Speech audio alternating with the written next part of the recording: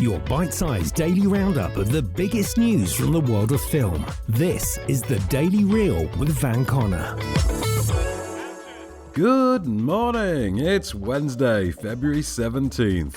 Birthday to Joseph Gordon-Levitt, Michael Bay, Denise Richards, Rene Russo, and Lou Diamond Phillips. It's the day Footloose came out in 1984, Bill and Ted brought their Excellent Adventure to cinemas in 1989, and the Brady Bunch took to the big screen for the first time today in 1995. As for 2021, here's today's news. There's been a great disturbance in the Force, as if millions of man-children cried out in terror and were suddenly silenced. That's right, Rian Johnson has confirmed his Star Wars trilogy is still happening. No doubt to the chagrin of YouTubers who still use his name as a slur, the director of The Last Jedi recently spoke to USA Today and told the outlet that his planned films were still very much in the works. Rumours had abound following Disney's Investor Day conference back in December, in which a slew of new Star Wars content was confirmed or announced, with no word on the previously slated Johnson trilogy. People began talking, as they do, and some who took umbrage with Johnson's handling of the franchise saw it as a sign that the director would not be returning after all. This appears to be incorrect, however, with journalist Soraya Wilson tweeting after an interview with Johnson that the features were, quote, still on, but there were simply no dates or timelines because he has other projects going on. Primarily, of course, the sequel to 2019's critical and commercial success, Knives Out. The currently unnamed sequel will see the return of Daniel Craig's charming southern sleuth Benoit Blanc in an all-new murder mystery which Johnson will both write and direct. Production on that one is yet to be scheduled. Meanwhile, the next film project set in a galaxy far, far away will be Wonder Woman director Patty Jenkins' Star Wars Rogue Squadron, currently eyeing a December 2023 release. Amazing. Every word of what you just said was wrong. The rebellion is reborn today. The war is just beginning. And I will not be the last Jedi.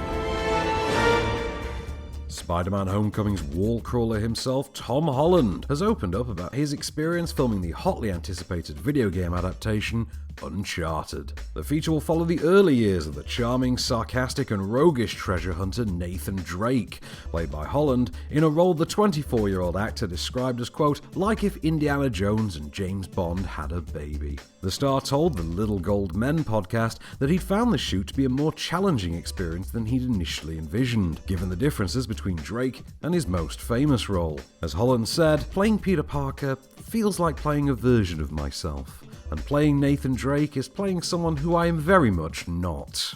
None of this deterred Holland's enjoyment, however, and he was quick to point out that he was incredibly proud of some of the stunts he performed in the flick. The British-born Thesp can next be seen in the Russo brothers' crime thriller Cherry, in which he plays an army vet who resorts to robbing banks to support his opioid addiction, and which releases on the 12th of March. You take care of the suit, I'll take care of the music. Oh, I love Led Zeppelin!